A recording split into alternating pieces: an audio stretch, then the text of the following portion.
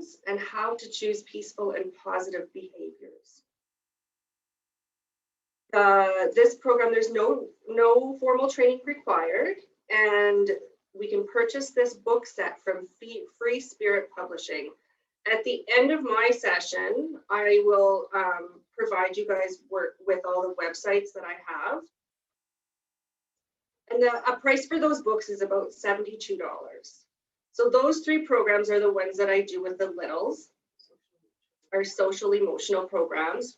And they're quite interactive. I have not started those ones online yet, but I think they'll, because they're littles, I think they'll still go pretty good.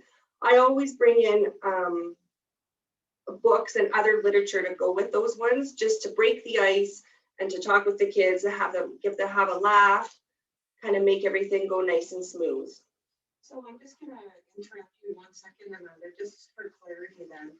So that's social and emotional literacy for kids in K, from pre-kindergarten to grade 2. And the 3 that you mentioned are? I Can Handle Anger, Hands Are Not for Hitting, and we didn't talk about Mind Up yet, right? Okay. So Mind Up is another one that we have, and this one is really versatile. It's this one goes from pre-K all the way up. So we have pre-K to 2, and then 3 to 5, and 6 to 8. Like, those are the grades that we can teach this program to. It comes with 3 different curriculum books, and it's brain-focused strategies for learning and living. It's an evidence-based curriculum, and it has 15 lessons throughout this curriculum, and the 15 lessons are changed, age appropriate, through each of the curriculum books. It provides students with the knowledge and the tools they need to manage their stress, regulate emotions, and face challenges. This program I usually do about 6 weeks. And when I do this program, it's nice to have an hour with the kids if you can. Maybe just a couple of sentences on the content. So basically it's a mindfulness program? It is, yeah. So this one, it's teaching the children to be mindful, and be aware of their surroundings.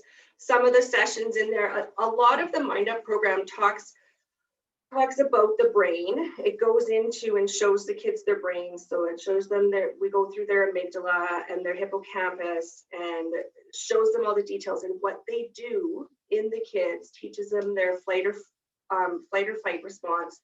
So to give them a little bit of an understanding how and why their brains react the way they do, and therefore teaching them what we can do to keep ourselves calm and handle the stress that happens at school and at home.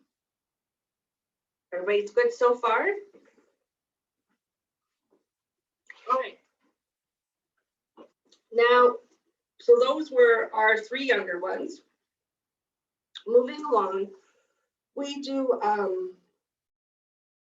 home alone program that we usually, yes. So we've had a lot of requests for more programming dealing with anxiety and stress, and I'm been going through and kind of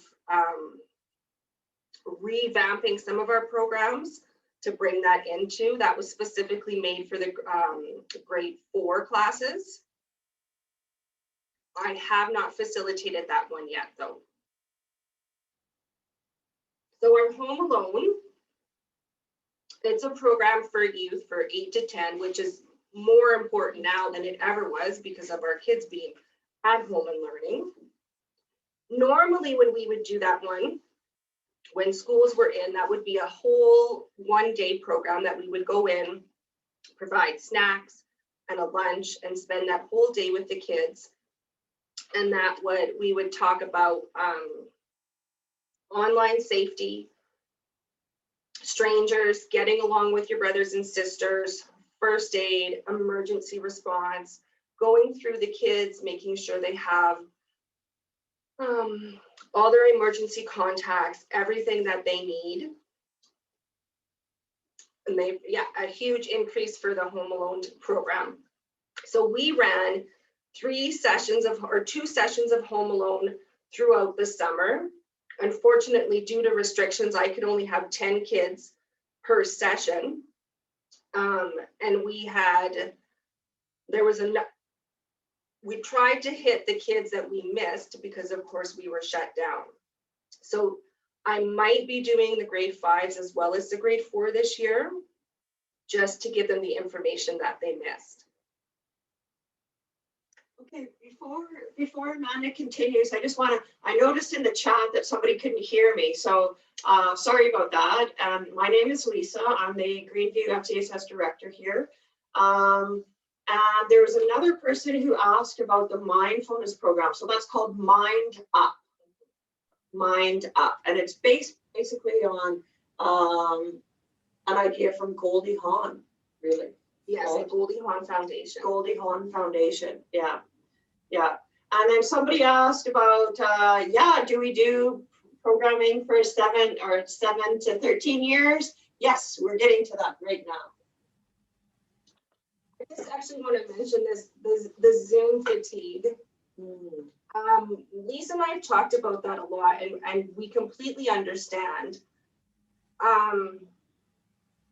Reaching out to the kids in the schools so far for me has been really, really great. Most of our kids here in our community are in school. I haven't hit the online, the home learning children yet. But we will. But we will. But the kids that we're reaching in school, they really have been engaged. All of them are excited to see me. I'm different, right? I'm not the same teacher that they're looking at every day. I do already have a relationship with these kids. So I would say that because they're in school, they're not really feeling the fatigue. I haven't hit those home online learners yet. We'll see how that goes. I'm really hoping that because I have a relationship with them as well, that, you know, it's going to be a different face. It's going to be somebody different to talk to. So I'm hoping it'll still be engaging.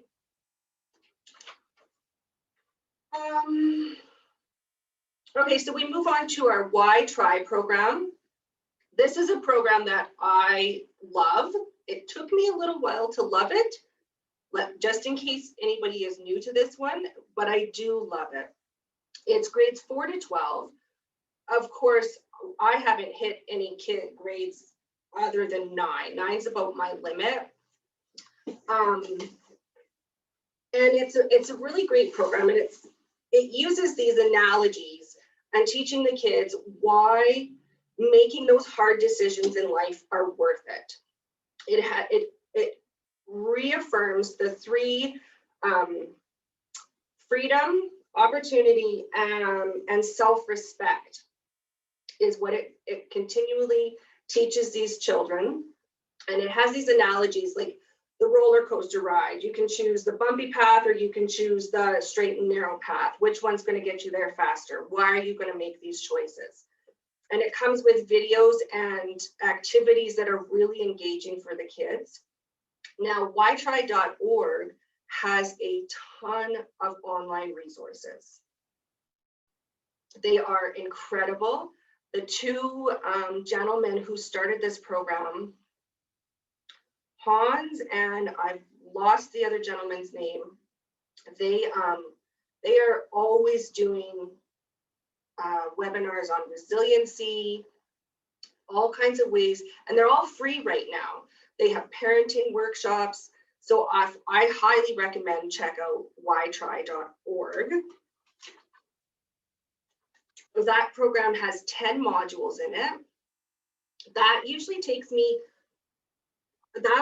takes me about 8 weeks to finish with the kids, and those are an hour long. And it has, so what I really love about it is each of the modules they have, usually it's about 2 pages of different YouTube videos that you could show the kids that help reaffirm or, you know, give them the gist of the idea that they're going to learn that day. And they're really engaging and funny, and it starts this conversation off with everybody on the right foot and kind of understanding where we're going with the lesson. So that's an excellent program. It is a little bit expensive. The training for that is $600, and then you can renew that every year for $99, so you have access to their resources. It is a really great program though. I love it. Then we do a body talk class with our grade 5s and 6s. And in this program, this is where we talk about sexuality, puberty, hygiene, kind of your sex ed class that teachers don't do anymore. So we bring that in. The information that I use for that comes from Alberta Health Services. They are an excellent resource. They have all their modules, grade 4, grade 5, grade 6 and up, that you can use to help facilitate that program and try to make it as less awkward as you can. We have a great demand for that one throughout all of our schools. And then we do skills. Before we go to the skills, let's talk a little bit more about, really what's covered in body talk is menstruation. Yeah. Right? Yeah. Body changes. Yeah, all of our puberty changes. Changes. What's going to happen? What to expect? Anatomy, we go through, there's hygiene kits that you can make up and give to the children. We do menstruation kits. I usually do, my last session is usually a half a day, or like half of it is with the boys and the girls, and then I ask the boys to leave. Like, I still tell the boys about menstruation because they all need to know. And then I have that other half of that class with just the girls, that we can talk about the things that they don't want to ask in front of the boys. I've had really great responses from the girls. I've even actually been asked to go back for an extra class where we just sat in a circle. We went through hygiene products. I told them everything that, that they wanted to know. It's a great program.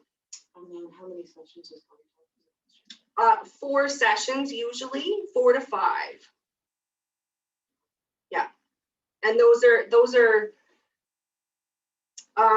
they kind of vary in length, because when you do the first anatomy class, it's really quite uncomfortable. Nobody has any questions because you go through all the body parts, and then I go through all the descriptions of what they are and where they are in the body.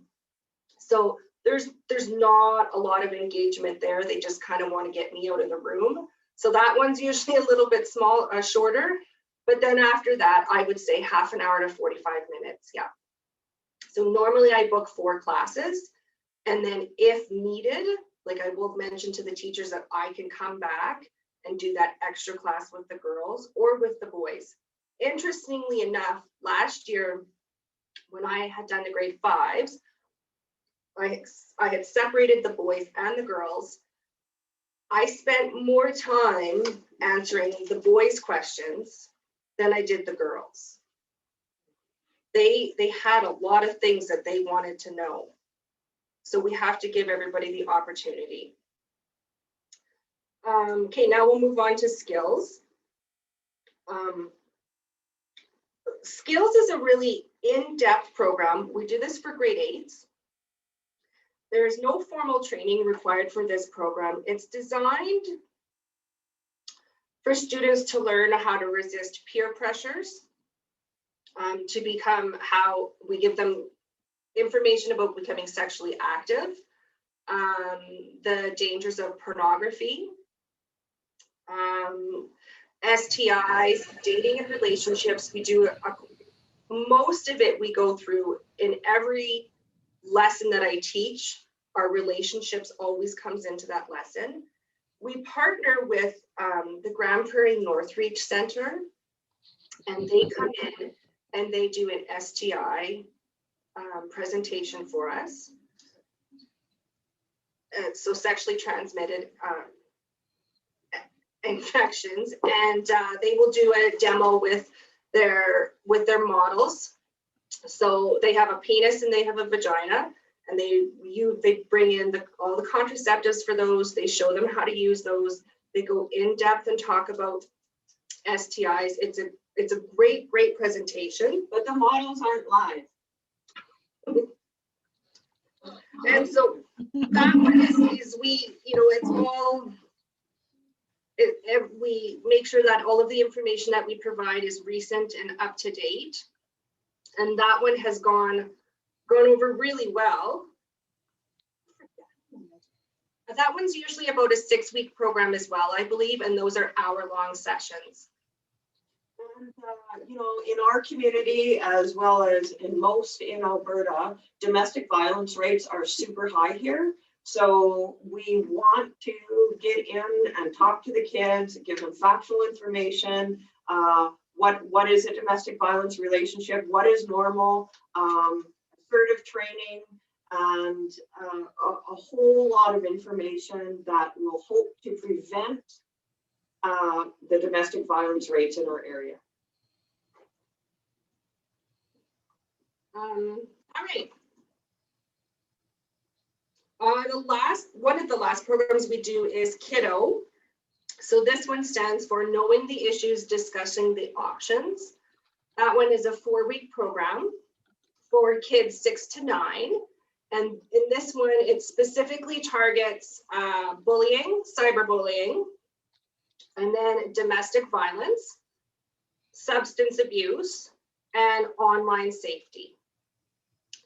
It's a very in-depth program, and it can get quite personal with the kids when we talk about domestic violence and spousal abuse and stuff like that.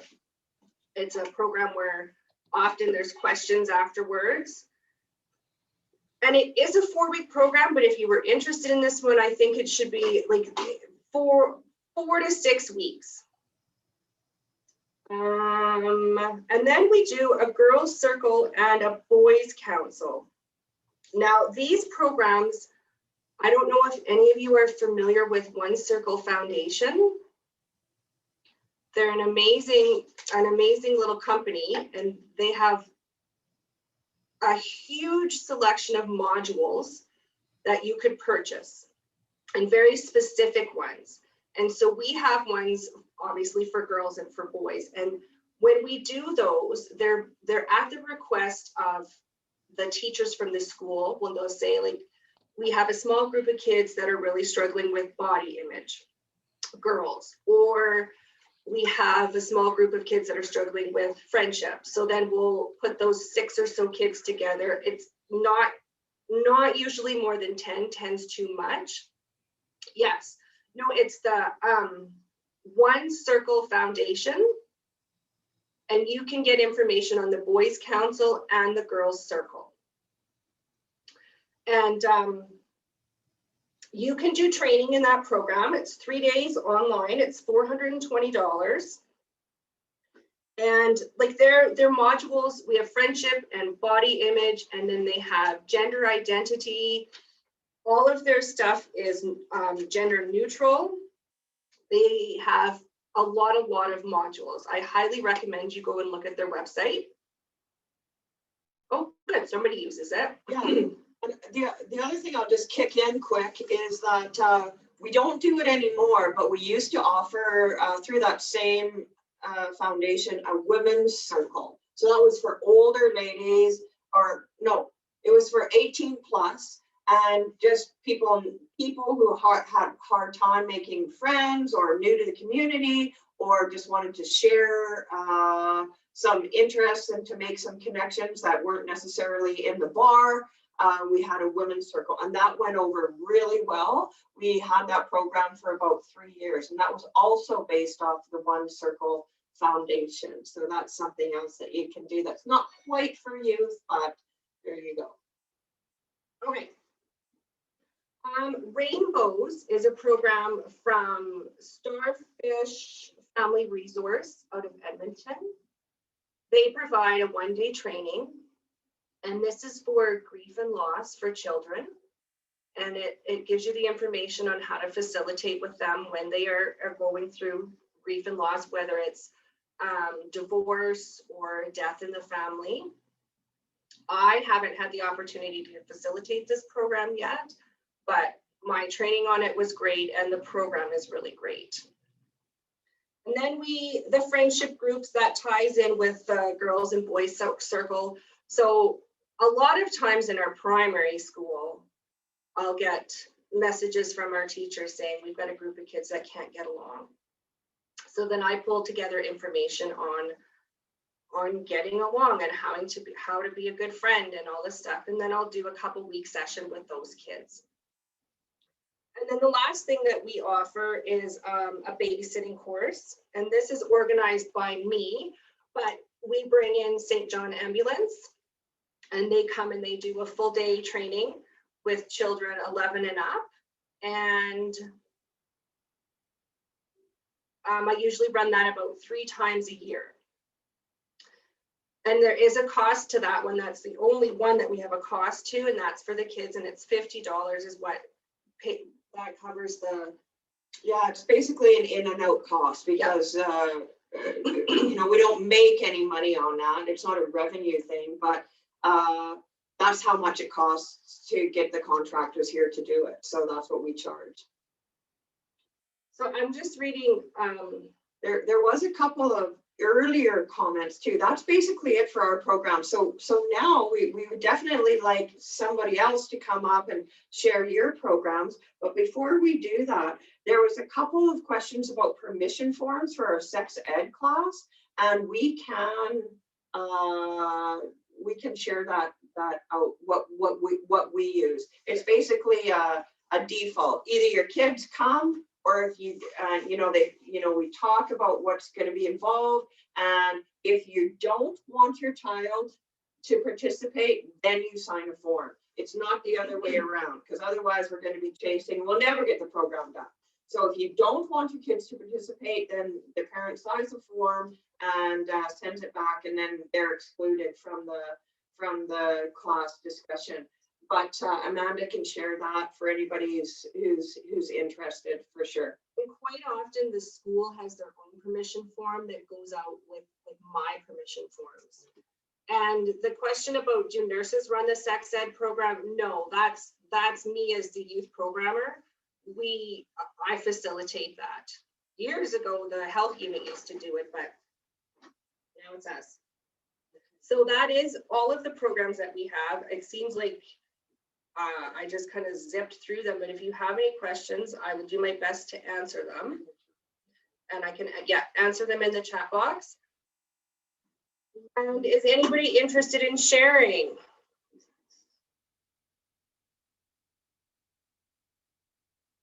Crickets, Melissa, crickets. Hi. Can everyone hear me okay? I don't mind sharing a little bit. Oh, great. Thanks, Sean. Sam? So I'm from the Boys and Girls Club of Airdrie. So, I mean, with the benefit of having a bit of a bigger municipality, our numbers haven't dipped too much, and we have been having some good success with online programming. So I thought I would share some ideas about which of our programs translated the best into the virtual space. So our big winner this year has actually been Dungeons and Dragons. Who'd have thought? Who knew it was still a thing? But that is one that moved really easily online. And the way we've been doing that is starting the program. We deliver a little kit of goodies that they need. So we give them like a set of the Dungeons and Dragons dice and a character sheet. And I'm kind of talking out of, I don't actually know how any of this works, but this is what our facilitators have been delivering. And then we are kind of framing it in like Dungeons and Dragons, as it normally was, but then we take the opportunity to really shoehorn some social emotional learning into that. So an example of that would be conflict resolution. So they come up against some sort of a battle situation, but they can't use traditional like spells and swords and shields to solve the problem. They need to negotiate that conflict verbally or something like that. So I don't want to say we're luring them into social emotional learning, but we are a little bit, we balance it and it's been fun. And then something else that has worked really well for us is our Accelerate program, which is a learner's license guided study program. So we offer that to ages 13 and up, kids that are interested in getting a learner's license. What we did, we just took that manual, went through, picked out all the good stuff and put it into a way that they can kind of follow along and study without having to do it by themselves. We send them a template for a set of flashcards. We have a Kahoot game that they play and just some fun little review things. That program we offer either in like a 2-day session if we have a week off of school, or like kind of 4 hours a day sort of thing in a classroom style, or we've also spread it out over 8 weeks and done like an hour a night over 8 weeks. We call it Accelerate, but that's just our name, like that we created.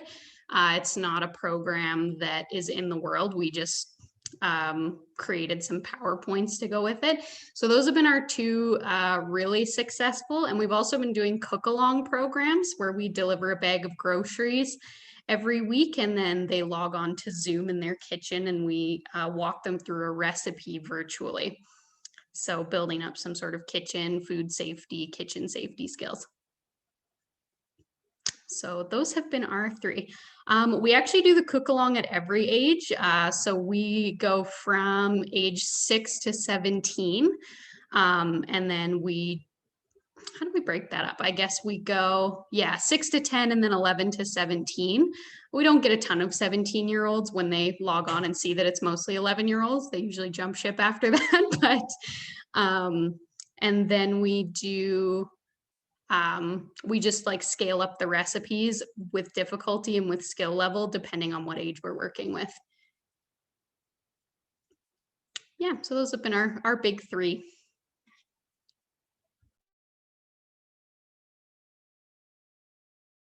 Okay, thank you, Sam, for sharing. Chantel, do you still want to share? Sure, yeah, I can go over a couple of our programs. So we had to cut back a little bit. My staff, we were kind of fluid throughout all the areas of our FCSS department. I'm sorry, I'm at the town of Morinville and I'm the youth programmer. Sorry, my brain instantly just went to programs. And our staff that were also in our preschool also were in my youth center. So when COVID hit, I lost them because they could only be part of one cohort. So I'm down to just me. So our programs have definitely had to be scaled back a little bit. We started with a team of 3. So we currently have, if things reopen, but what we were doing in the fall is an after school hangout. So that's for grade 3 to 5. That's in our youth center. So the kids walk over and it's just youth center activities, different programming every day. We have really good turnout for that one. That's one of our first programs to fill up every time our community guide comes out. So that's a good one. And then we also have a My Loft, which is our older kids, so our grades 6 to 12. And we didn't get a big pickup for that one in the new year because we were trying to do it where kids had to register, and it's always been a drop-in program. So that one didn't run in the fall, but we're hoping once things are able to reopen, we might be able to try that one again. We offer the babysitting training and home alone, similar to most other communities. Pre-COVID, we were selling out like within hours, and now it's hard to even run them. We've canceled so many. We don't know why people aren't signing up. We were offering them still in person when we were able to with restrictions, and like families just weren't signing up, which is very odd for Morinville.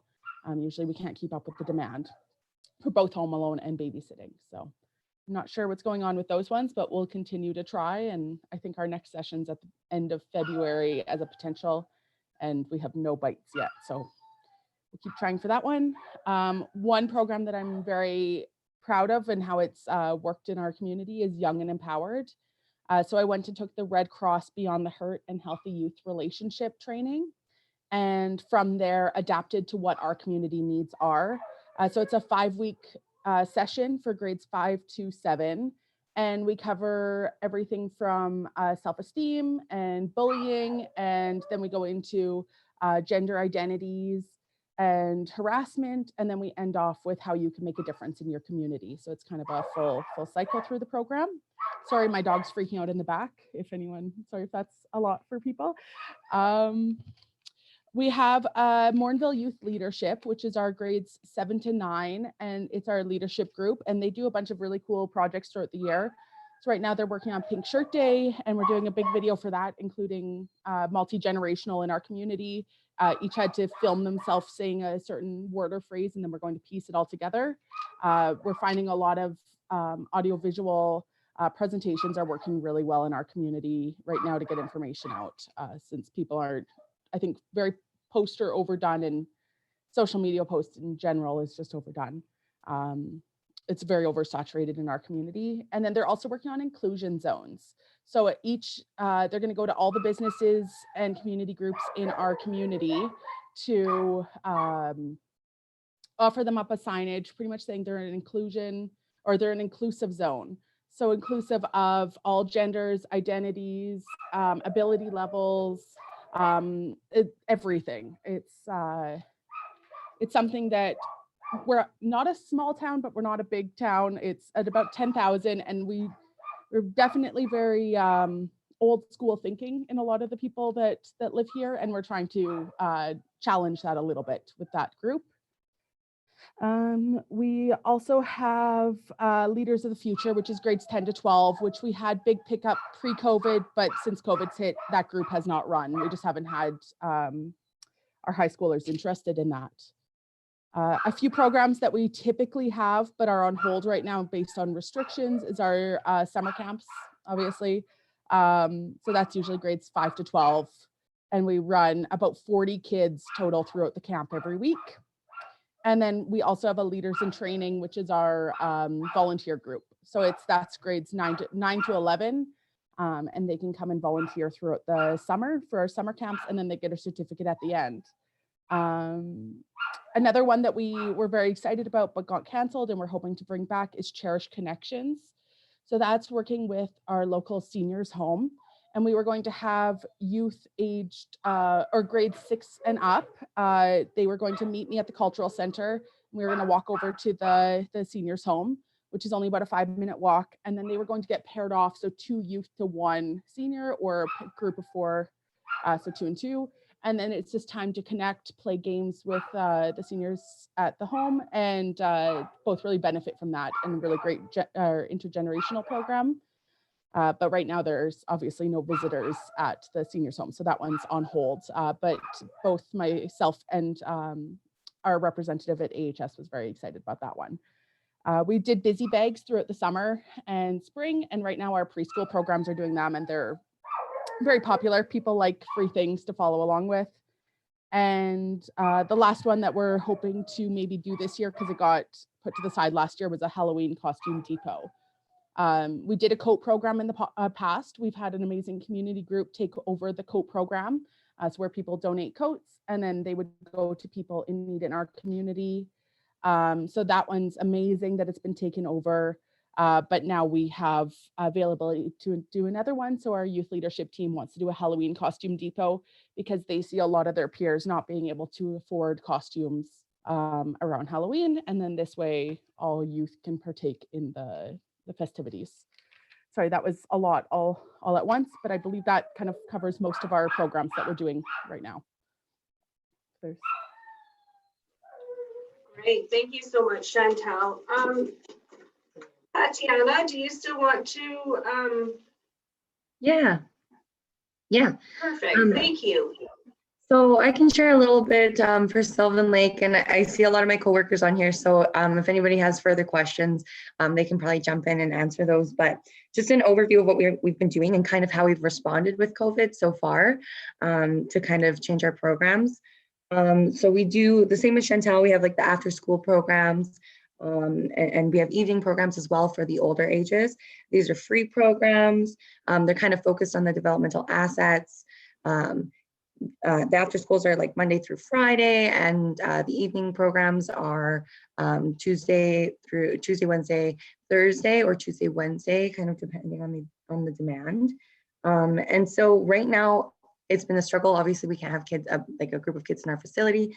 So we've been kind of incorporating what we called Zoom into the flip side, where those kids can come in and talk to us. Our numbers were not super high. We found the fatigue that we kind of mentioned, the virtual fatigue was weighing in on that. So we started doing check-ins where we call kids and just kind of check in. So we've been getting our numbers that way. And then we also developed a really successful program last summer during COVID called Flipside by the Curbside, where we have like kind of a bucket, we sanitize, we had a bunch of different buckets, a bunch of different toys, and we try to fit them. We ask kids when they register what they like to do. And so we come and we hang out with either the kids or if they're siblings, their cohort, and we social distance and we play games and we visit with them from the curbside. So that one was super successful. So just doing those meetings instead of doing, our evening programs, our after school programs. We also Hayden runs our mentoring programs, and those she's got some new ones coming up. She can speak more about those if she wants. And then we've got LIT, which is Leaders in Training. The Leaders in Training are kind of the older group of kids who come to our after school program and our evening program, and they help out. And so they volunteer. There's some training process there. And then we also have family evening nights. And so typically what we had planned last year or before COVID was March Madness, for example. That's a basketball game. It was going to be, adults in the community, teachers and youth workers and police officers and whoever wants to come play basketball against youth. Obviously, we can't do that with COVID, so we've been still kind of running them. I know Jeremy's working on a family bingo sheet, and we also did a lot of family kind of bonding activities in place of this during COVID. So we had people text in or send in, or we would do a Facebook ad, some sort of challenge where they would bond, and the winner would get, like let's say a meal delivered to their house. So we would do a random draw, and it was just a good way to keep those family connect nights going. And then we do like a great kindness challenge. So it would be great if we can continue to do something like that. Obviously, we don't do a big celebration. Typically, we would do a big celebration, but again, we can't gather. So this year we would just, send it out, and it's like day one, open the door for somebody. Day two, pay for somebody's coffee behind you. And so it's kind of like a schedule, a calendar, and each day is an act of kindness. And this is meant to do as a family. So those are kind of the things that we can still sort of incorporate during COVID. I saw that somebody said, can you share the family bingo sheet? I'll let Jeremy there. Yeah, there you go. So it's being developed right now. And so those are kind of our Family Connect nights. Some of the things that we've been doing right now is the Stress Busters program. So there's kind of two things that I do with Stress Busters. One of those is go in and we do monthly gift baskets, and these are intended to create a kind, warm atmosphere. So in order to get entered into a draw to win the basket, every teenager would write, and they can do as many as they want. The more they do, the more they get filled, but they would write a positive note to a teacher. And this just, fills up the buckets, so to speak, for the teachers, just, letting them know that the kids appreciate them, that they see them, that they are making an impact. It is a really stressful time. So I actually was allowed in the schools in October. So we started with that one, and it didn't matter how many they wanted to do, but they would up their chances of winning the basket, and then they would win the basket. Another one that we had planned to do is going to be a pride one. So the basket will be, all colorful. And in order to be entered to win in that one, they would have to watch a TED Talk, come in, watch a TED Talk there's a really great TED Talk called Coming Out of Your Closet. And so they'd have to watch that and just kind of educate themselves a little bit. It's like a 9-minute video. It's a great video, just over their lunch hour or whatever. Get a little ticket, and that would be their ballot. We did a diversity one as well, where they just texted in, and we just put it on the TVs at the schools. Like, text us and this is how you get entered to win. Text us what your cultural heritage is, or a background, or a fun fact about it. And then we made one of those, I think it's called a Wordle, where the words come in and they get bigger. And it was two hands kind of connecting, and it showed, and it blew up the more people who, said England, then that would, blow up bigger. So, and then we had like Métis, and it was just really cool because it was a celebration of diversity, and the basket was full of like foreign candies. So that was kind of our theme, to just, you know, promote inclusion and diversity and celebrating diversity. Yeah, so we do the monthly gift baskets, and then the other part of Stress Busters is the teaching portion. So Chelsea Lambert and I have been kind of collaborating this year, just because with COVID, it's easier to get us in going in together. So she runs the Community Helpers program, which is basically a suicide prevention. And then my Stress Busters program, they fit really well hand in hand. So we teach about mental health versus physical health. We do COVID-19 responses, like how we're feeling and why our bodies are feeling certain ways. We do self-check-ins, asking them how they're feeling. And I like to record those for data, you know, to send that in. We talk about stress, we talk about anxiety, adrenaline and cortisol, powerful thoughts, self-care, flipping your lid. We teach them about learning about their brain, happy hormones, oxytocin, serotonin, dopamine, endorphins. We talk about your feelings. We talk about facing challenges, self-reflections, self-growth, having difficult conversations, how to help a friend. So if a friend, you know, is struggling, not only how to like help them, but how to talk to them. We talk about boundaries and how important those are, forgiveness, gratitude, mindfulness, how to prepare for a test, kindness, how to deal with stress. So it's very broad. We've kind of mixed our programs. So that's our Stress Busters. And then sort of the last one I'll share is Impact, our Youth Impact Coalition. So I'm actually going to put in the chat a link to a video. And this kind of just sums up who we are, what we do. Basically, it's youth grades 7 to 12. We meet once a week. It's great over COVID because we can still continue to meet over meets. And the way I see it, they're our boss. They tell us what to do. We have some grant money. So they say, this is what's important to us. This is what we want to do. Our goal is to empower them to create change. So they say, you know, we want to do something for Pride. And then one of the things we found out was that Pride was not proclaimed in Sylvan Lake.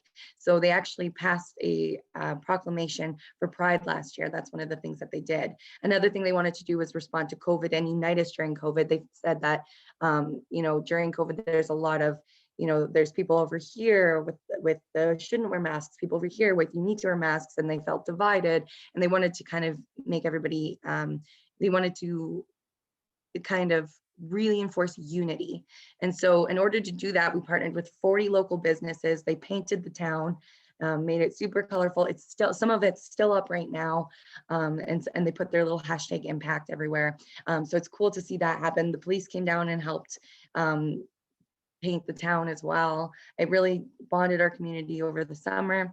And one of the things Impact has expressed that they're doing now, one of our upcoming things is they're concerned about vaping and the like, I guess specifically the restrictions that the companies have, or the lack thereof, that the companies have on vaping. So one of the things they found out in their training was that they, right now, I think the maximum milligrams per milliliters is 20, and those vapes are putting in, you know, 60.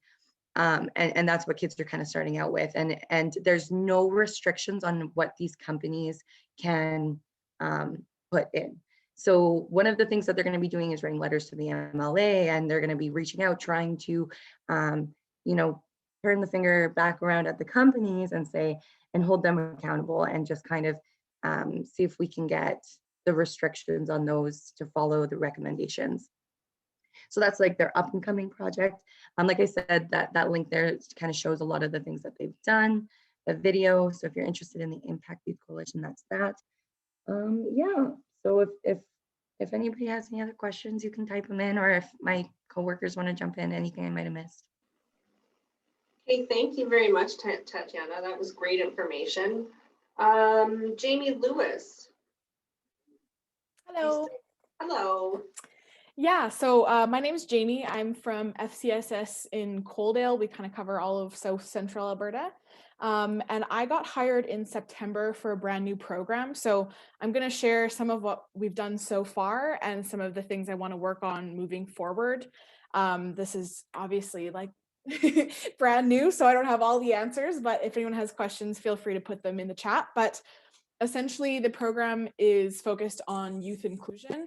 So it's called a Kaleidoscope Inclusive Youth Programming, and the angle we've decided to take on it is around arts-based programming that helps people sort of be introduced to different ideas around diversity, resiliency, well-being, and sort of, you know, we work in really, really small communities. So understanding that even if you don't necessarily see yourself being represented in your particular community, that there's a huge world out there that you can connect with in different ways than you might have been exposed to previously. So I just started running events in January. The event that we had the most success with was a Bob Ross paint night. So I'm running all of the programming through a piece of software called Discord that has been really successful with youth programming, and might be something that folks want to look into. It's a piece of software that was originally designed for video game streaming, but it's now set up to do, like, there's people who use international running clubs and arts communities, and writers build communities. So it's really broad, and you can kind of customize it to whatever you're doing. And it has video, voice, and text chat capabilities, and it's totally free. And there's also different opportunities for privacy and safety settings as well. So the way that I ran the Bob Ross paint night, we had people sign up in advance, and then because this is my focus, I do everything focused around this program, I was able to have the time to deliver them supplies for the particular video that I selected. And then we all met on a Saturday afternoon. There was 5 of us because we wanted to kind of have the test one be a bit more contained, but I think there was a total of 8 people who were interested. 8 youth. The programming is 13 to 18, by the way. So 5 youth got together, we set up on Discord, they were on voice and video chat, and then I had a stream of the video, the Bob Ross video going. And then I have a little camera mount that I put my phone up on, and I was showing what I was doing at the same time. So if any of them stopped and had questions, I could show them what was happening on my desk. I saw earlier that there was someone talking about it's kind of hard to teach things like construction skills when you're not in the same space. And I think that this is something that so far seems to be a good kind of way of working around that. Obviously, it's hard for you to see what they're doing still, but at least you can demo it in a more visible way. So the hope is to be running more programming in that way moving forward. So we also have, we're going to be running D&D for the first time this coming weekend, Dungeons and Dragons. Yeah, very popular with kids right now, which is great for me as a nerd at heart. Very fun to run that. We're also going to have some study nights, games nights. We'll be running, I'm just looking at my list here, we'll be running hopefully something focused around little like miniature magazine making. And with all these projects, I'd like to have them focus on not only their interests and their passions, but also the ways that they can imagine their communities being different. So sort of not just approaching things from how are things bad right now, but what would better look like? What's a sort of utopian vision of the world that you want to live in? And once we have that set up, how can we start thinking about some of those practical things that can help get us there? So imagining through art what more inclusive communities look like, what more accessible communities look like. Eventually, sort of once we build some more connections and have some more youth who are interested, we'll be running some more 2S LGBTQ plus specific programming. But we found so far, because we're in such tiny conservative communities, it's hard to pitch that right off the bat. There's a lot of vulnerability and risk involved in showing up to something where you might see someone from your school and be outed, even though we're never like, you know, opening up a space and expecting kids to state who they are and why they're there. But there's some vulnerability there. So we're kind of gently introducing ourselves, really just focusing on that well-being and arts-based programming angle. And then we'll try to kind of be more specific as we move forward. Also, a big part of this is that we're bringing in different teachers and presenters for as much of this as we can. So a big goal with that is to bring in as many, like the most diverse and professional, like lived experience instructors as we can. We give them a small honorarium and have them speak to whatever their specialty is. So for instance, I've got a class coming up on February 5th that's going to be on character design, and it's going to be taught by an artist from Calgary who recently finished their degree. And I can't remember what the school is called now. It was ACAD, they just changed their name, but has worked for video games, comics, all of that kind of stuff.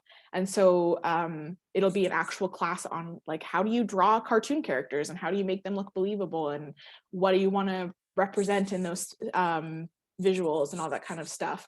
And that, as an example for sort of bringing in the diversity, that particular person is a queer person who'll be presenting.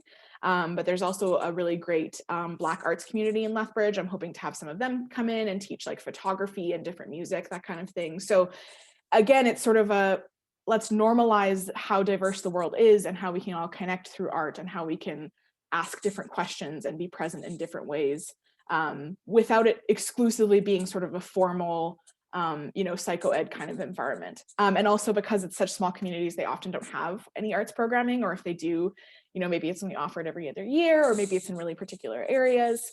So Are you measuring outcomes on that one?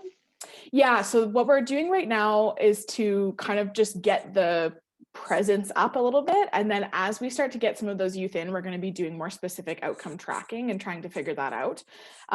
It was kind of for the time being, we're kind of going through evals and just kind of collecting their comments. So for instance, with the Bob Ross, one of the comments was, I felt like it was really obvious that it was okay that I didn't do things like everyone else because my painting looked totally different from everyone else, but I didn't feel bad about that. So just kind of doing that sort of the abstract tracking for now. And then as we move forward, kind of making some more specific systems. Because like I said, it's like, we just started offering programs last week. So we're still learning the ever constant struggle of nonprofit outcome tracking when you're doing something kind of abstract. But that's the goal moving forward for sure.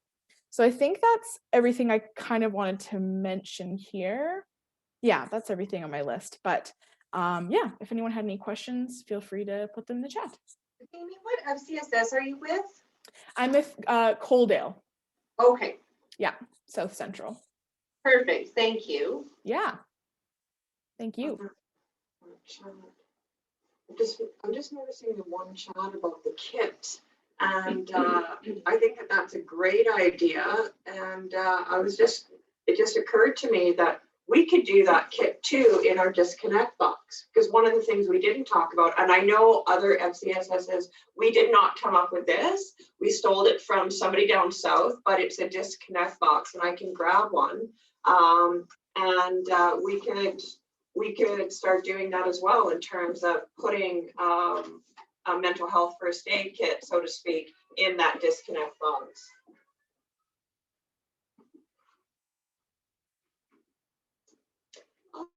I'd like to go next.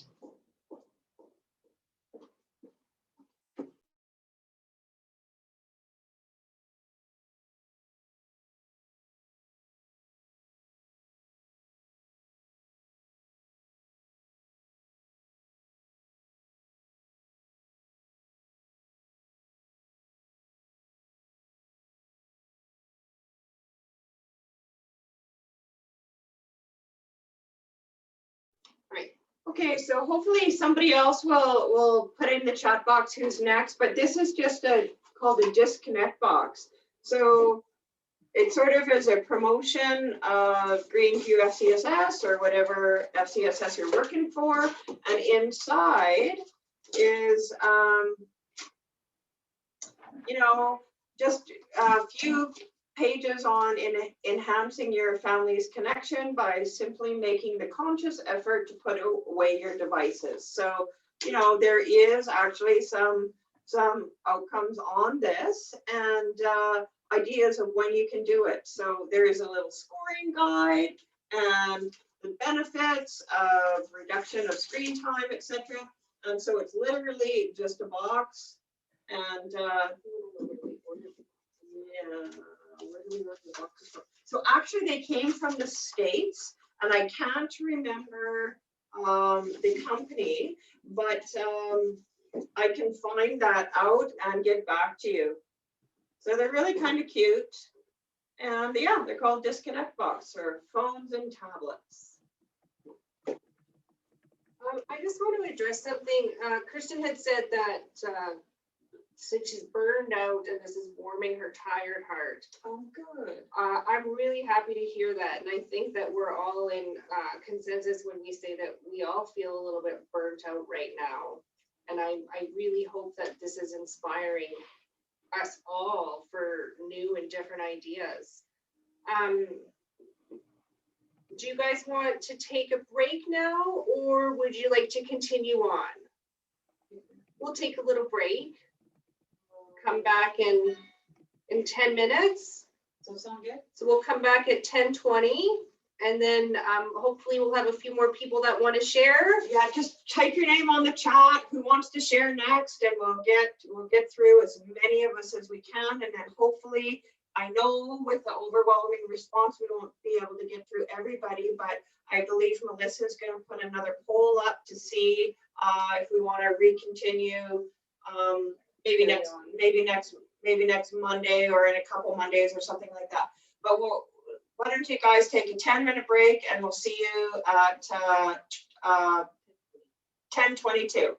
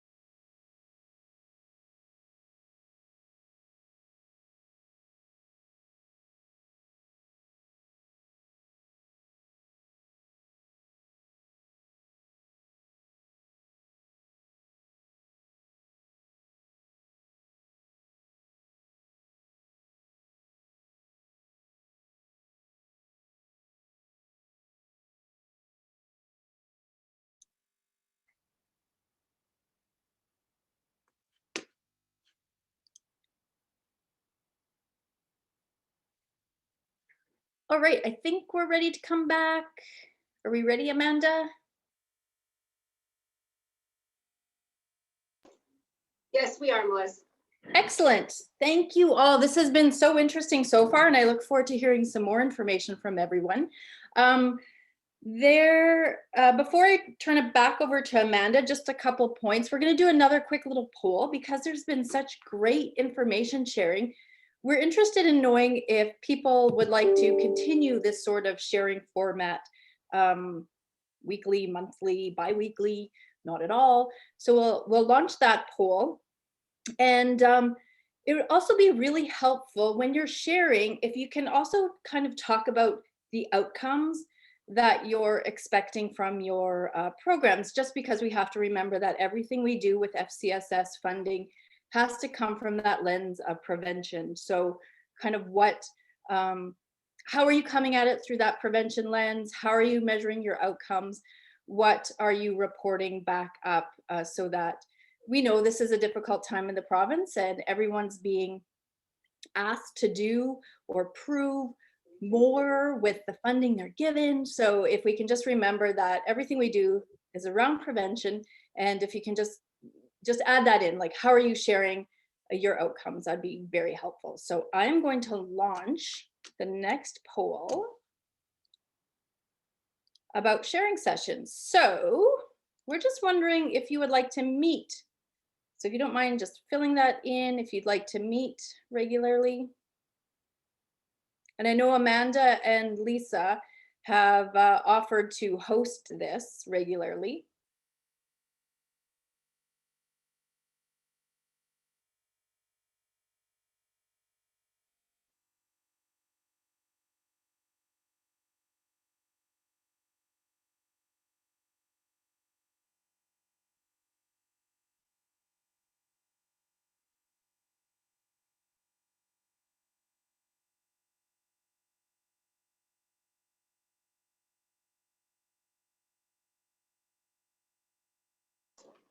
Right. That's really exciting, guys. That's what I wanted to hear. Perfect. Excellent. So, yeah, so between me and Melissa and Lisa, we'll get back to everybody for when we'll start our meetings, and yeah, next month, and we will email everybody. Wonderful. Yay. All right. Back to you, Amanda. Thank you so much. So I had put in our chat box that it would be nice if we had a gentleman talk about the programs that they provide. I always find it really interesting to watch men facilitate their programs because they just have a different relationship with kids. Is there anybody out there who would be willing to talk to us a bit?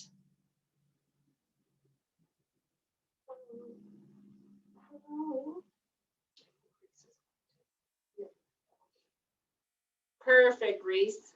There you go. Hey, I'm Reese from Camrose Boys and Girls Club. How are you guys? Oh. So anyways, we've been doing, other than reinventing ourselves every other week, depending on the lockdowns and everything. And, you know, I think we all probably get very tired of doing that. We've done anything from, we used to have a Kidway program, which was our after school program. When we had to do cohorts, we changed it to Kid Connect. And in the recent lockdowns, for that age group now, between 3 and 6, we're doing what we built a Minecraft server. So our kids will log in, and we actually built a virtual club in the Minecraft world, and kids will log in, and we can control the chat and everything about it. We also will do things like Kid Food Nation cooking programs. We were fortunate enough to do them live, but we did venture into the virtual world where we prepared kits, dropped them off at everybody's house, and then what we did was videotape like the skills sections, teaching kids how to use the skills, and then that way when we did our Zoom call with the kids, we could engage the kids rather than concentrate on not cutting their fingers off. So those are, I highly suggest filming bits. If you're doing a Zoom presentation or something like that, I would highly suggest filming bits, put into a PowerPoint, and then I just found it easier to work with. We run 2 leadership programs, Torches for the younger kids, 10 to 12, and Keystone is our leadership program for the 13 to 17-year-olds. They're okay virtually. I think our skill at Boys and Girls Club is the person-to-person contact, so we're really hurting.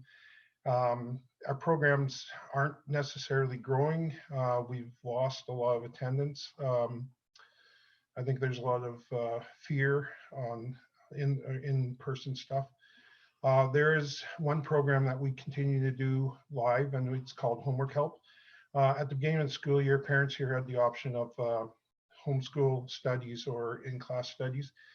And it was right around that grade 4 area that kids you have to wear a mask in grade 4 and above. And I think we had like 800 students in grade 4 stay home. So it kind of tells you what our parents were kind of thinking about that. And I don't know if that's changed much. So anyways, we offered the Homework Help, which is live, and it's or in-person one-on-one where kids will come to the club. We, of course, we run them through the screening, and we social distance, and when we can't social distance, we mask, and we'll do a one-on-one support with those kids. And these are the kids where being online, it just doesn't work for them. So offering Homework Help online just wouldn't work for them. So we've been doing that. And the other thing is, I guess we've been doing, we're looking at summer. Last year, right when they eased up restrictions, we usually do a summer program where we throw kids into the bus and we go to an event somewhere. It's an easy gig, you know, when you have the Space Science Center do all the work for you. You know, and you just take kids. This summer, of course, you can't throw 20 kids into a bus anymore. So we had done 3 days. We had teamed up with FCSS in our community family resource center, the library, and we had offered half-day programs in cohorts, and hopefully we'll be back to using cohorts again for the summer. So that's kind of us. Yeah, so if there's any questions, just let me know. Thank you. Excellent. Thank you so much, Reese. Okay, who's next?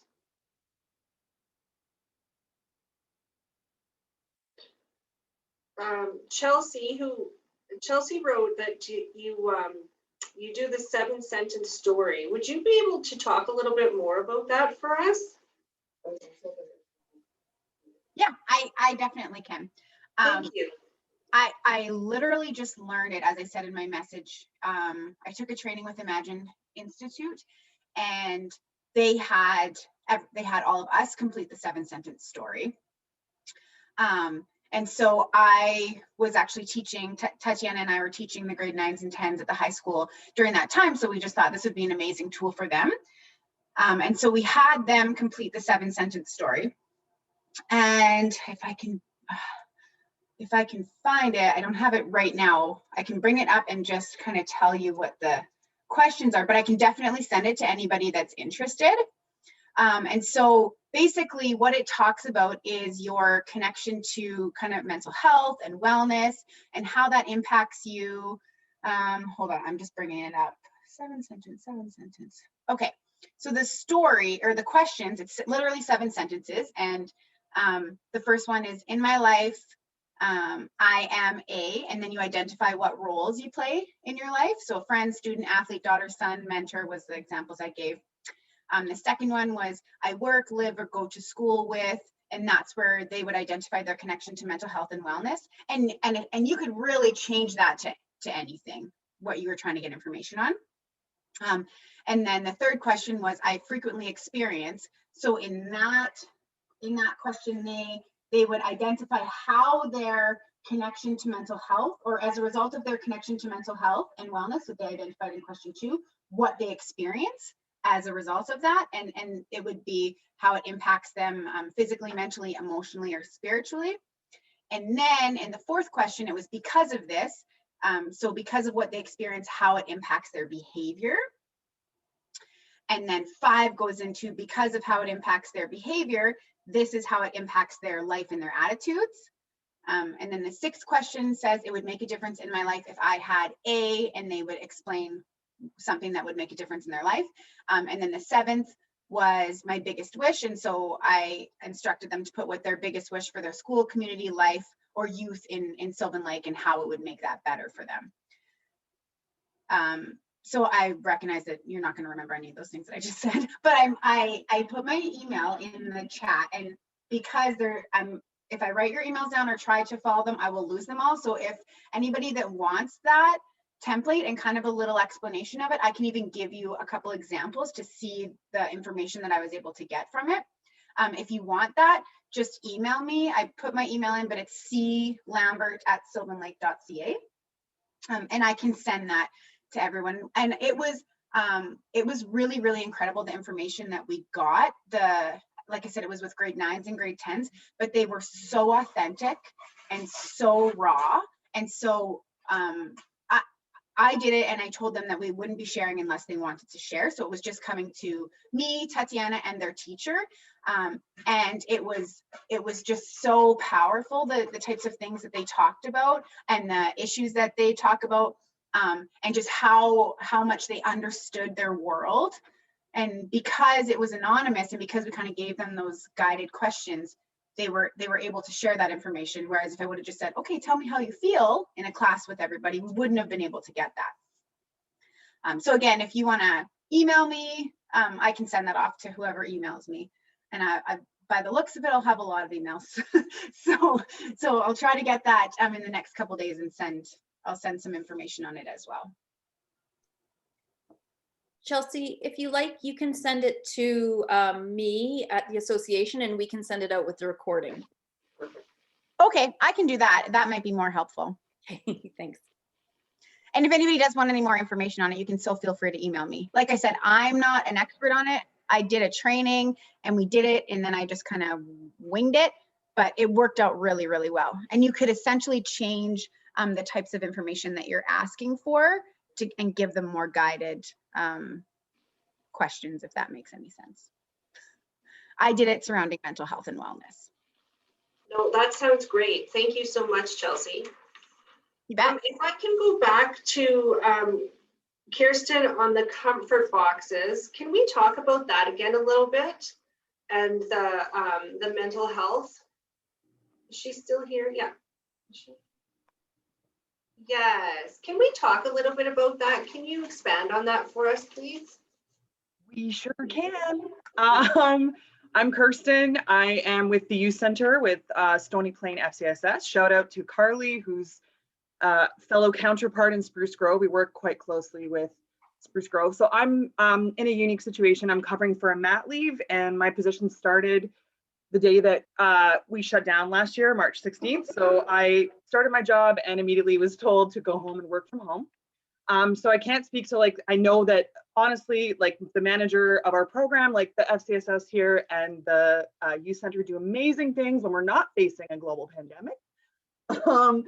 And so I was faced with the challenge of basically creating a virtual space. So we hit the ground running and have created a virtual Stony Plain Youth Center, where we started off with a theme every week. So we have Mindful Mondays, Try It Tuesdays, Wildcard Wednesdays.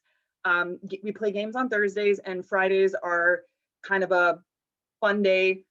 We'll do movie nights where we can broadcast movies via Zoom or other, we also play the games we play through a platform called Steam. So there's games on Jackbox, there's online card games like Uno.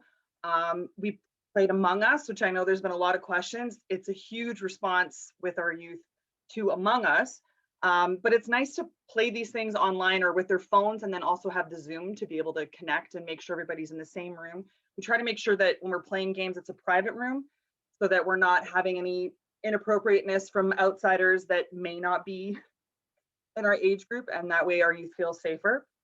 And we've done challenges like Museum at Home, where they can choose any kind of artwork from any museum in the world, and we recreated it. We also did a Bob Ross challenge, but it was after a week of painting challenges, and did a Bob Ross dress up thing, which was also quite fun. And then yeah, in the summer when we could meet together, we did meet outside. We did open up for some registration programs in the fall when schools reopened. But we had a limitation on how many youth could come, and it was a very set kind of idea every day, and that was hard to, I mean, when the youth are used to coming to the youth center and going around and doing whatever they want to do, and now they have to sit down in one spot and, you know, fixate on whatever we're doing that day was, yeah, it was, but I mean, we still had some youth come out, and then we had to shut down again in November. So now we're back online. And so in November, we started doing the Comfort Box delivery. So basically, I'll just show you. So the boxes we got were, we reached out to community members. So people that had, you know, some people keep shoe boxes. These ones are like the FabFitFun. So it's a delivery curated box that a lot of people get. Nowadays, you can get boxes for any kind of theme. And so we collected the boxes themselves. And then I can also send to the association just our little sheet that we include. So how to make a stress box. We say it's great for exams or any kind of time when life is freaking you out or you're having, you know, issues coping. And then just including possible items to put in your box, from photos to playlists of songs, whatever. It's basically for them to create their own stuff. And then we include little things. We partner with our PCN for water bottles. There's coloring books if we have them, or coloring pages I'll print off, especially if they're COVID themed. It seems to be fun. A list of journal prompts for a gratitude journal. And then including like a journal or a notebook that they can write in. We also had these amazing we created kind of a tri-region bunch where we partnered with our Spruce Grove and Parkland. We're all kind of in the same area. So we call it the tri-region. So all the youth workers kind of got together and over the summer did some curbside concerts at schools and stuff when they opened up in September.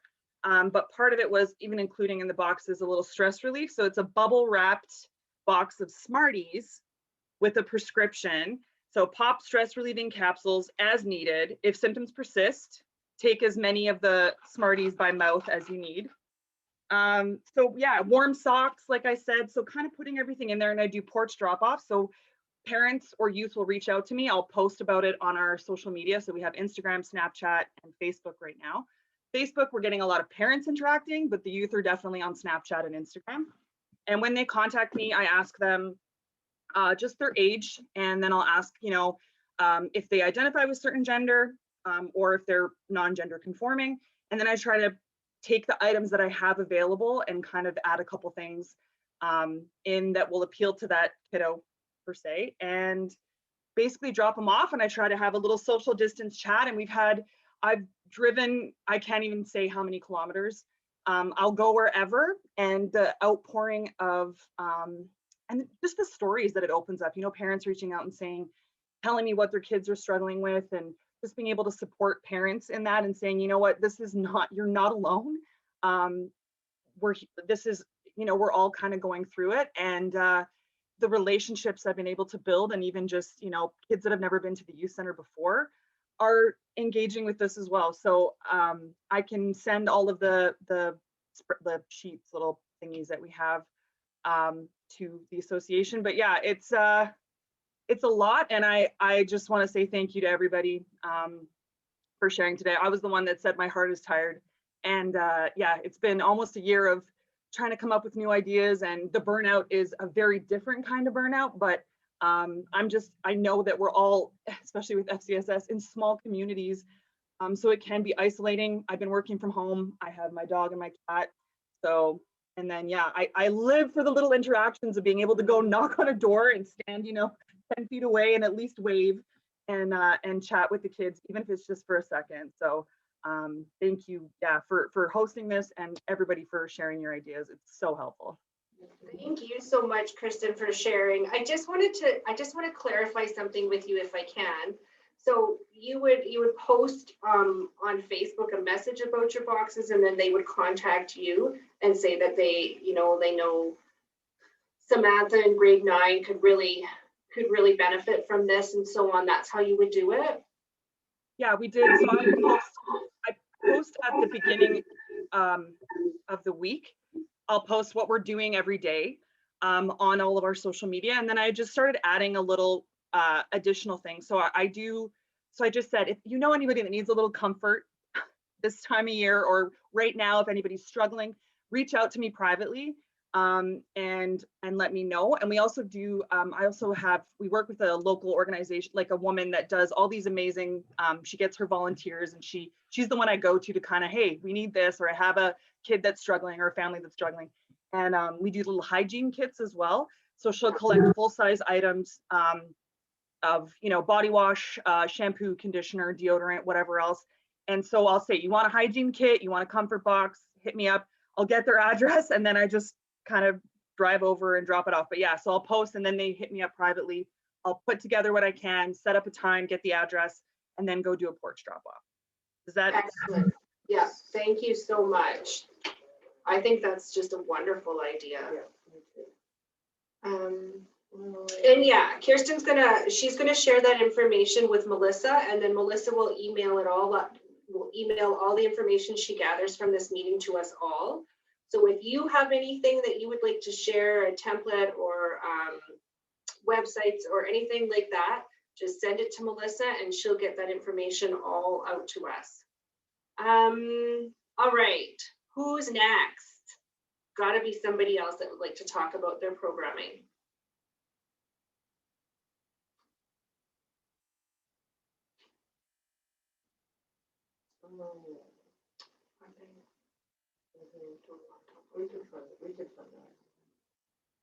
So the question about funding for those, for the comfort boxes, pardon? Just saying that we wants to share. So I work for FCSS, but the boxes were, I'm not gonna lie, I had a lot of them at home because I get the FabFitFun box and they're beautiful boxes. So I was collecting it. I figured I could do something with youth anyways. So I had a bunch, but once I ran out, I posted and I reached out and had community members donate the actual boxes. And then as far as the items, we've collaborated with like I said, PCN, with we have a We Care, which is the woman, she usually does haircuts at the youth center.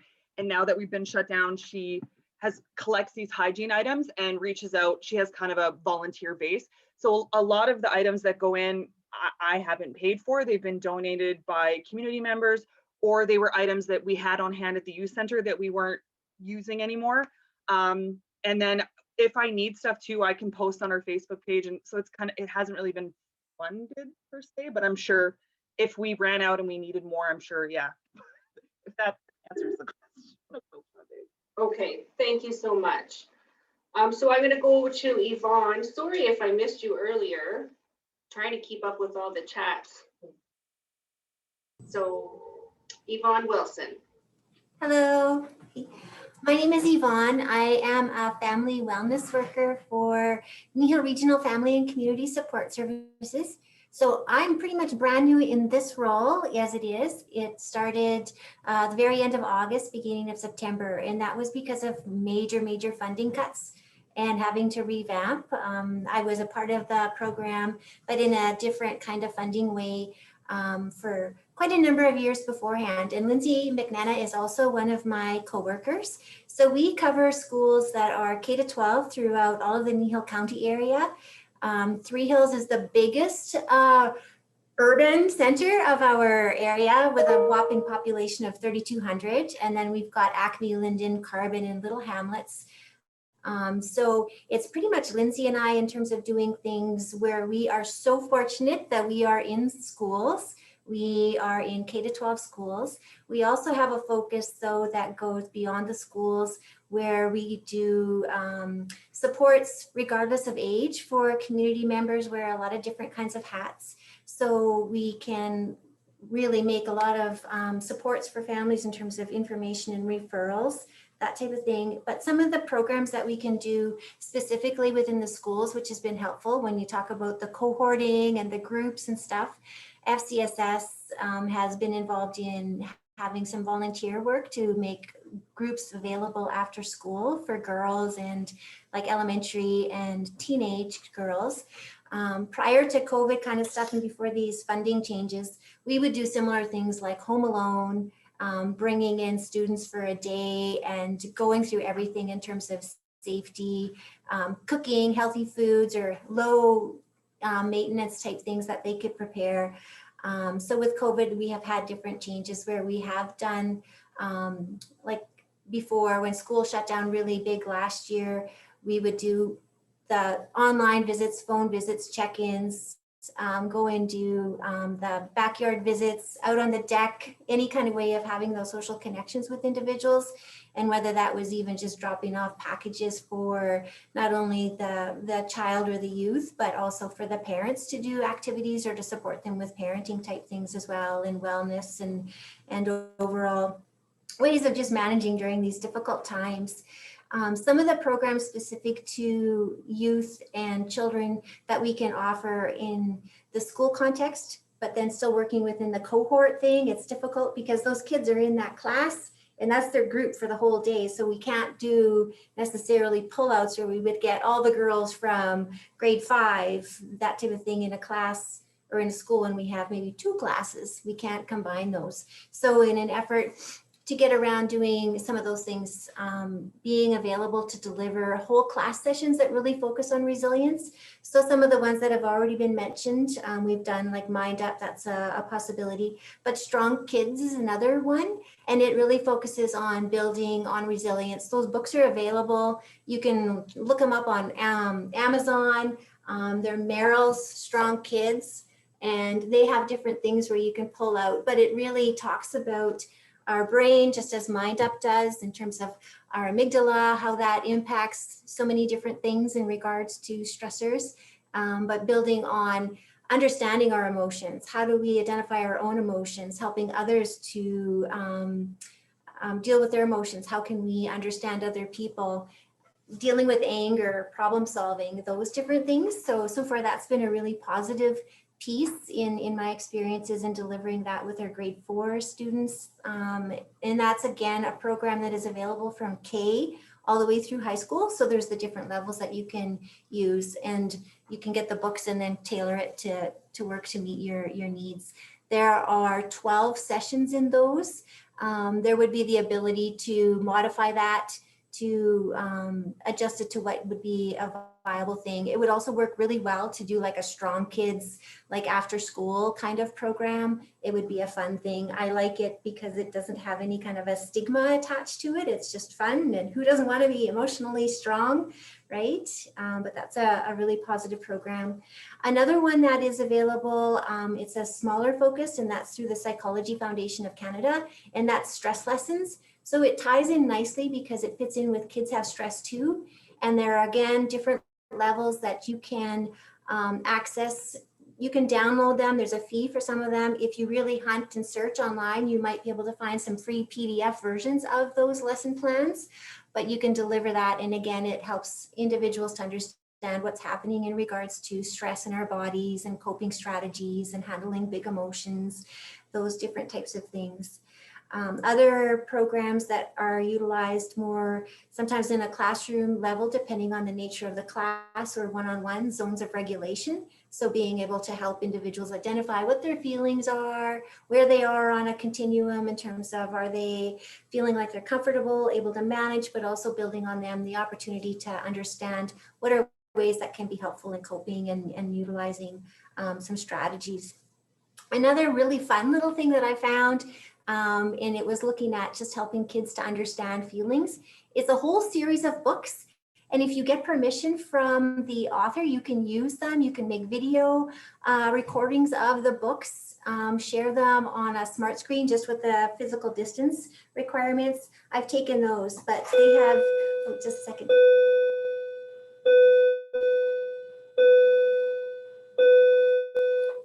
They have a series of different things, from understanding anger to feeling shy to kindness, but very fun. And that would be really geared towards our little children. So kindergarten, grade 1, maybe even grade 2, but just again, building on that emotional literacy.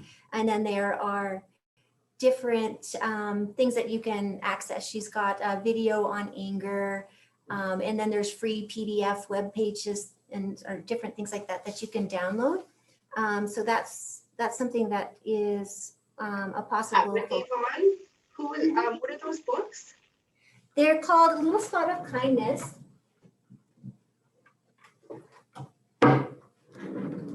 So I've got A Little Spot of Kindness.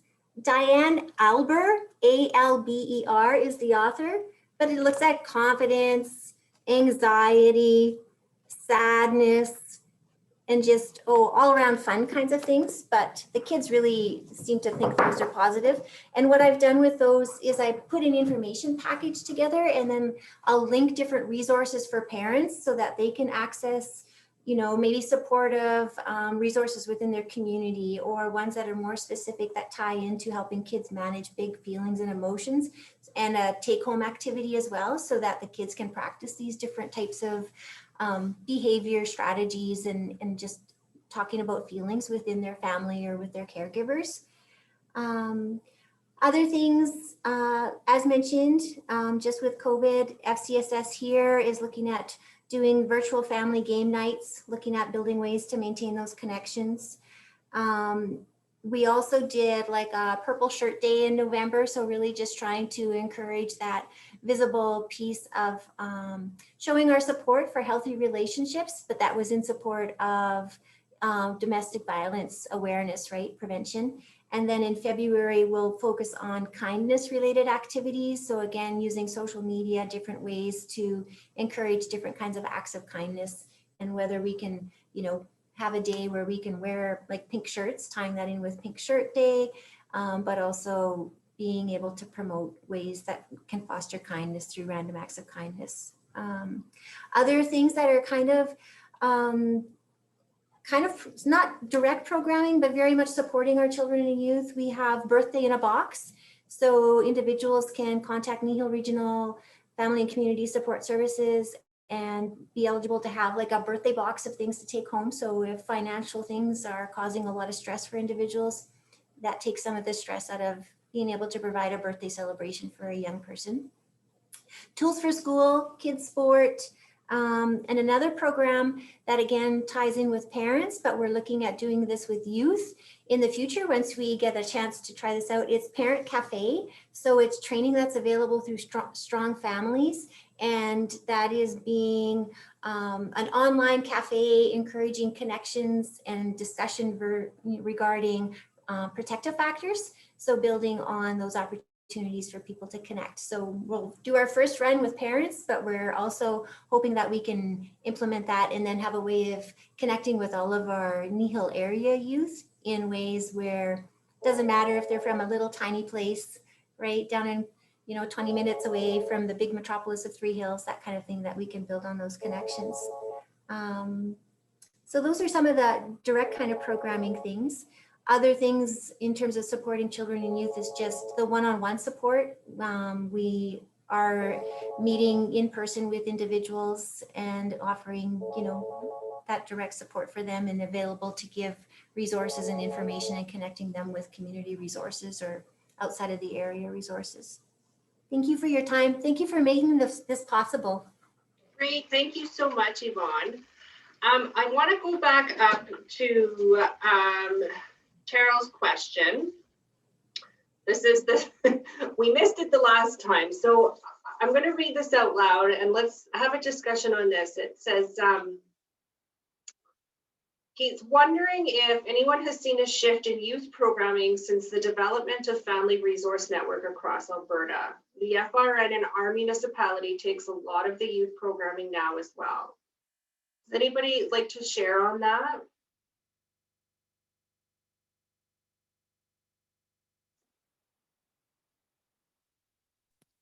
Terrell, would you like to add anything to that?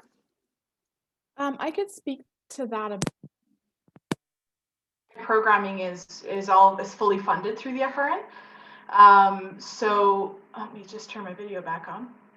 There I am. So it's fully funded through the FRN. So the way that FCSS Coldale has been doing it, or I guess it's Barons Eureka Warner, sorry, that's the full title. We have kind of a blend of funding happening. So some of our programs are through FRN, some are through FCSS. And I think the idea is to just kind of, as a few people were talking about, there's different funding and there's different cuts on programs and all those sorts of things. So for us in the BEW region, it's happened to be, I would say, pretty productive. Obviously, our director and the FRN coordinator could speak to that in greater depth. But I think we have found that there are ways to kind of partner things together and have it be a pretty symbiotic relationship. But I think it's largely been because it's been a really intentional effort to really focus those things together. You know, we're even physically in the same space. So yeah, I don't know, I can't speak to the other communities, but that's what's been happening in Barons Eureka Warner.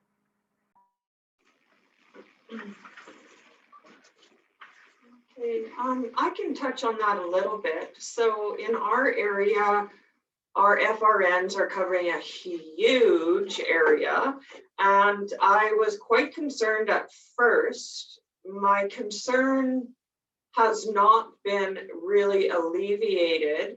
However, one thing I can say is that there doesn't seem to be duplication of services. Our youth programmer, Amanda, is still in the schools. She's still being requested by the teachers and principals, and that's great. One of the things that we have taken off our plate, and actually we did with the Parent Link Centers, is we're not really doing the parenting classes. Having said that, we're always encouraging, inviting, and making great relationships with the FRN so that they can utilize our space. We have a wonderful space here at Greenview FCSS, so we're helping, I would say, keeping them buoyant. And what I mean by that is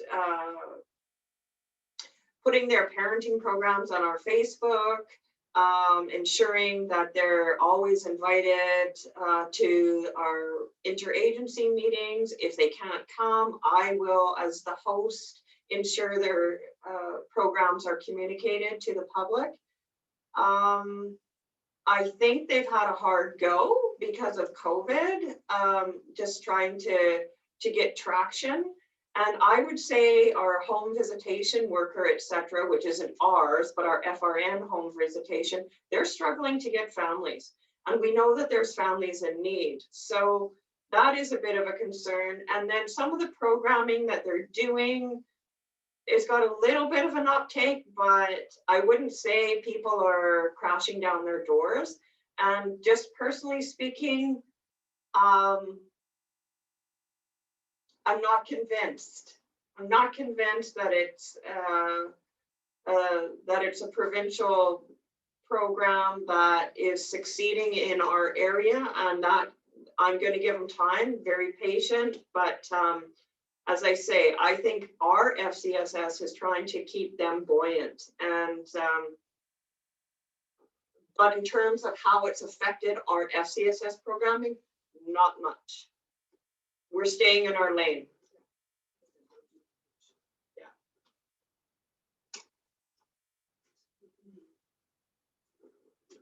Is there anybody else that I missed in the chat that wanted to speak and I never seen their name?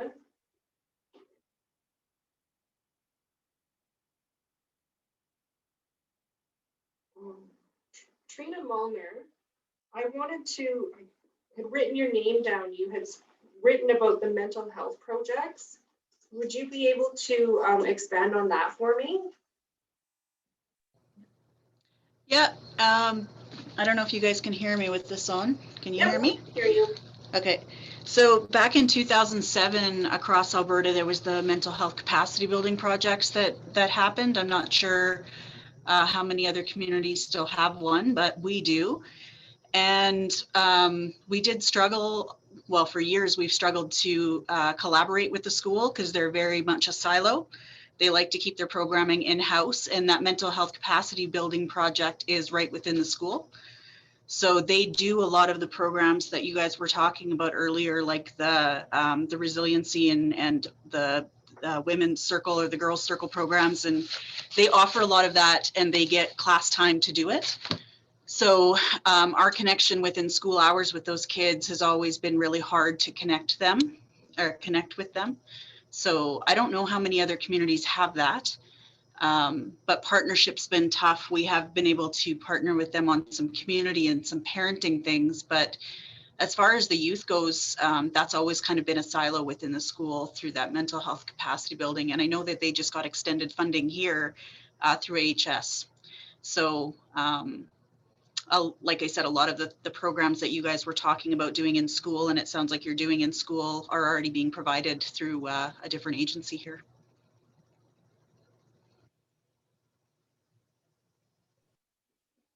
Okay, thank you. That's too bad. Well, hopefully with all of us getting together, we can come up with some new ideas to bring different programming in that you can facilitate into the schools.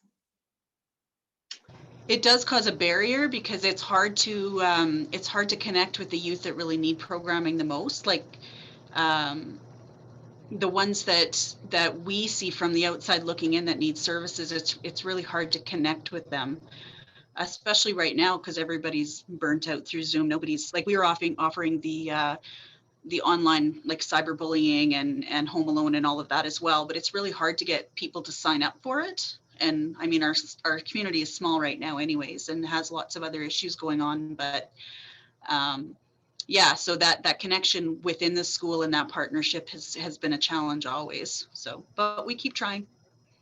Prior to COVID, Trina, did you do in-school programming?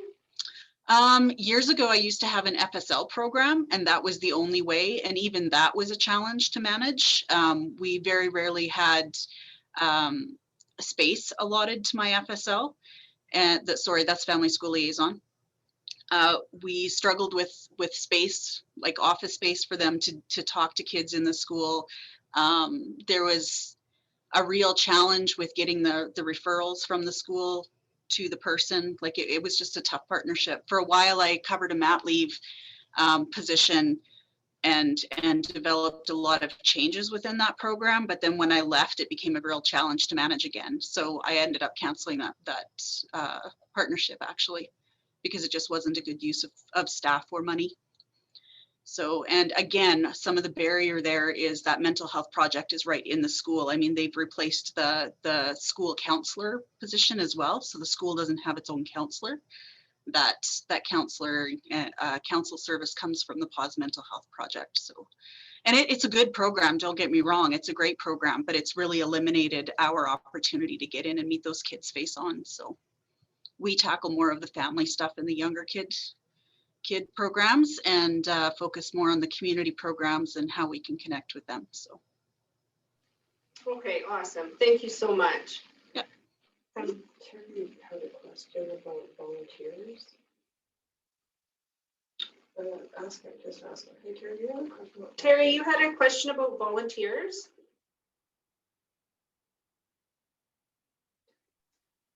Yeah, I was just, so I'm from a small charity in Chestermere, and we're funded partially through Chestermere FCSS and Southeast Rocky View County FCSS.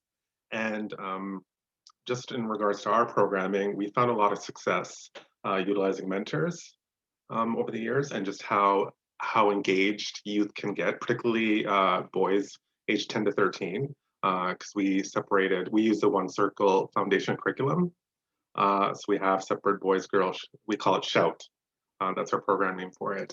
And just to have mentors come in, diverse mentors of different ages, backgrounds, ethnicity, the whole range. And just noticing that with same age girls, they love the relationships with each other and the activities they want to do. And with boys, they will bond to the older male mentors and facilitator first, and then engage more with each other. And then just the outcomes we see for that in particular from volunteers and the participants are quite high in terms of youth developing positive. And we really use the Search Institute research. I'm a big stats and research person. So their developmental relationships framework, we're big on that. In terms of just outcomes, we just do a lot of surveying. We use SurveyMonkey as well. And we do a lot of the formal formal feedback, but also the informal feedback. So those conversations you have, ask more input. And so we've adapted the One Circle Foundation curriculum to fit the needs of our groups and found a lot of success with that. Also in terms of in the schools, we used to do programming, the Boys and the Girls Circle programming in schools, a bit tougher to do now, but we are doing more of the workshops, so the one-offs, just because then schools aren't the logistics of doing it all and engagement, because youth are definitely virtually burnt out, but doing workshops like financial literacy, resume interview. I do Word and Excel as well, and some of the post-secondary stuff. Well, so we found a lot of engagement offering the one-off workshops versus normally our programming as weekly over the fall and winter. But that's my 2 cents. Terry, can I ask how you were able to get your male mentors? So, so I've been with this agency, Synergies, as a volunteer first, and there was literally just me and another male who was a brother-in-law, and it was a big question. And we did a workshop at Mount Royal where they talked about it's so tough to get male mentors. In all honesty, it's not. You have to be very intentional. So once I became an employee, I started leveraging relationships, reaching out to youth, specific males who seem really good. Try to include them, bring them in we do homework helpers, a free homework program.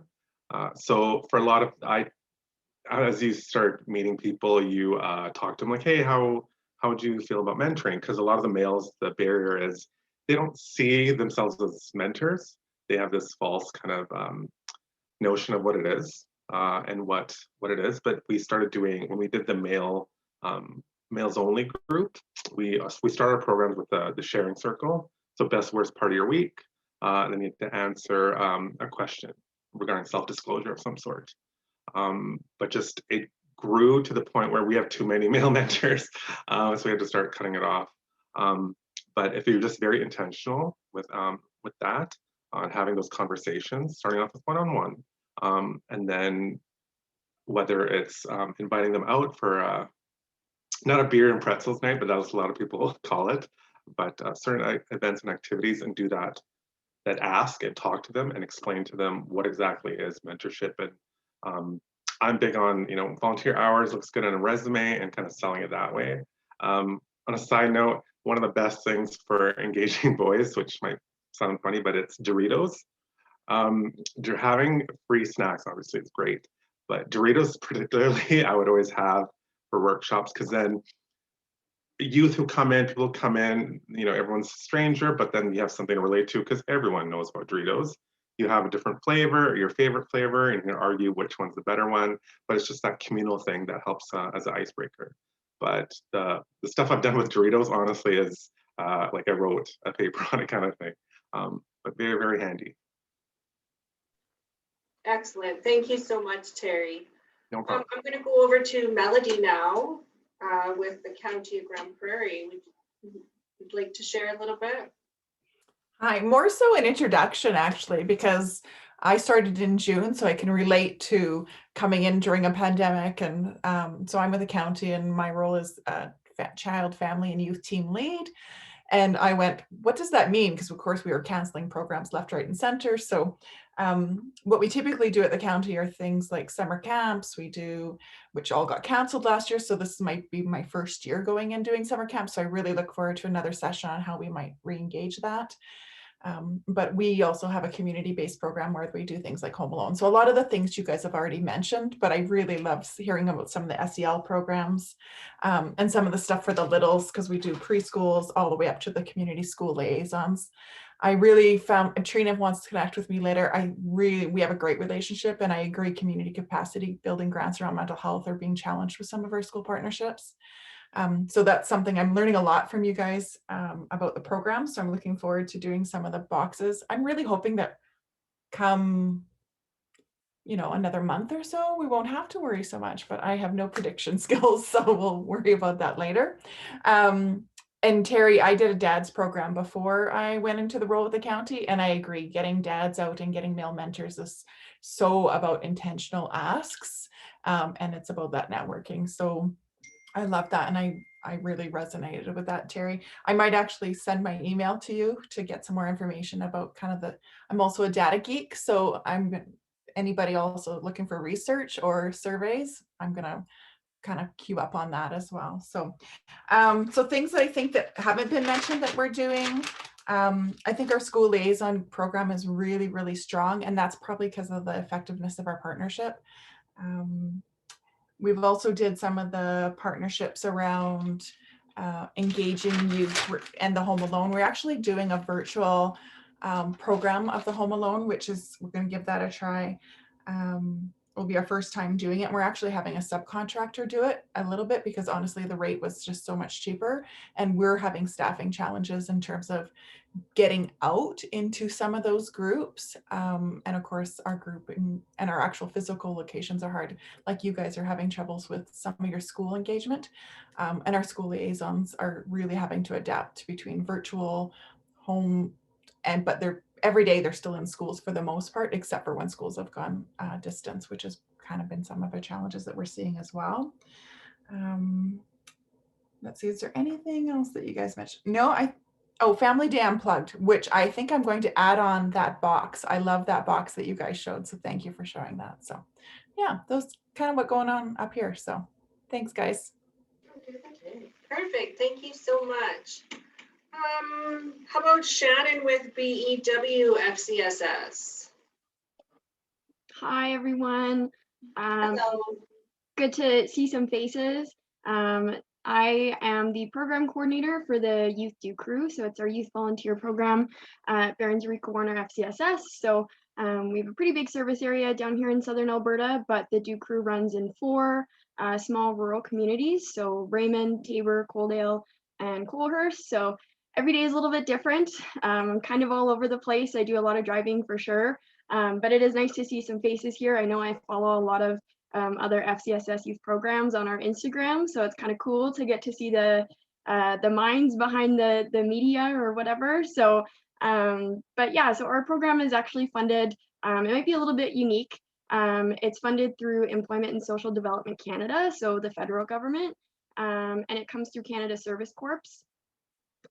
So with that funding that we get every year, it pays for my salary to show up and run the programs, and then all of the supplies. And there's some money in our budget every year for a leadership conference for the youth to attend.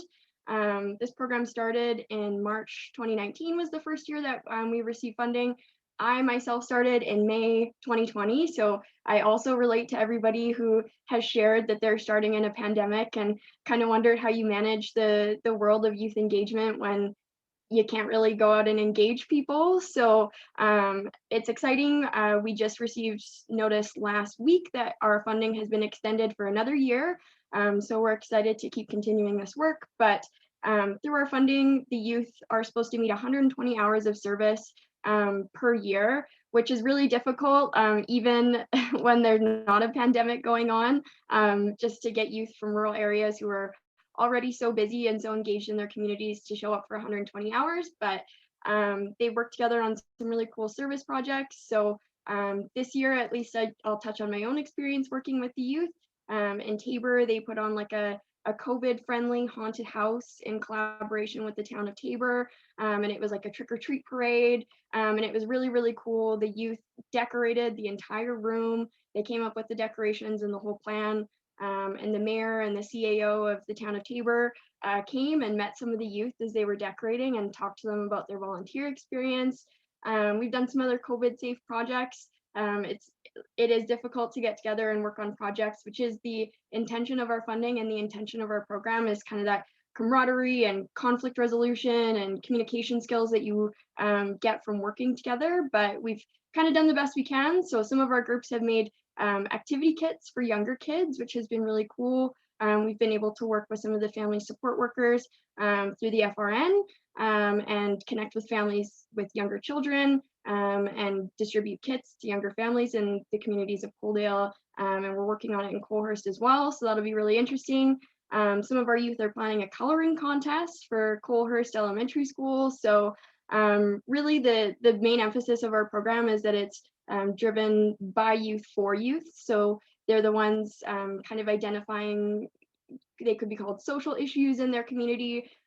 So gaps maybe in services or things that aren't offered that they would like to see offered. And there's certainly lots of that in these rural communities where they're working. So it's been really neat. I get to do some skill building sessions. I've done some stuff on scholarships and resume building. So it's kind of a neat project where we combine service and civic engagement and then help youth sort of build these skills as they transition out of high school and into adulthood. So I just thought I'd share because I thought it was I haven't heard anybody else share that they get federal funding. So things kind of look a little bit different, I think, on at least administratively on that side.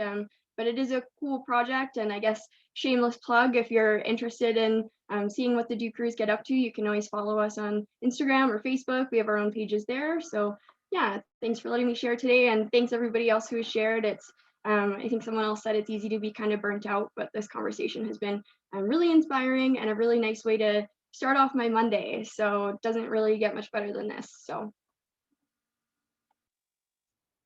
thank you. That's really good to hear.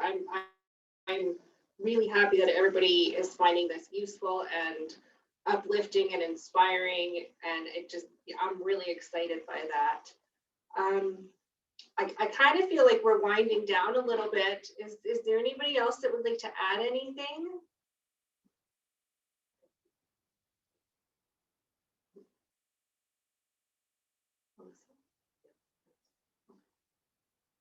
Okay, I'm gonna hand it back to Melissa.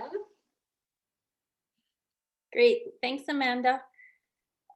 Thank you, everyone. This was really, really good. Thank you to Amanda and Lisa for coming up with this idea and for involving us in it. If any of you have ideas of sessions or webinars you'd like to see, please let the association know. We want to support you guys the best we can.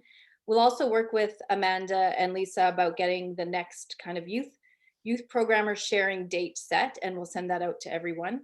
Also, again, if you have resources you want to share with the whole group, send them to me and I will send them out when we send out the recording. If you want to just share individually between each other, that's totally fine too. But if you think there's something that the whole group would benefit from, send it to me. You know, there's been so many great ideas and you guys are all so inspirational. You're doing amazing work. And I just want to remind you that in the fall, the association does annual awards where we celebrate and recognize some of the amazing work that's happening around the program. Usually we put out that application for awards summer, late summer. So just remember to look for that and tell us about the great work you're doing so that we can kind of push it out in a bigger way. Again, thank you guys for attending. I don't think I have anything else, and we will send this out as soon as we have it. Have a great day. Thank you so much. Thank you. Bye-bye, everybody.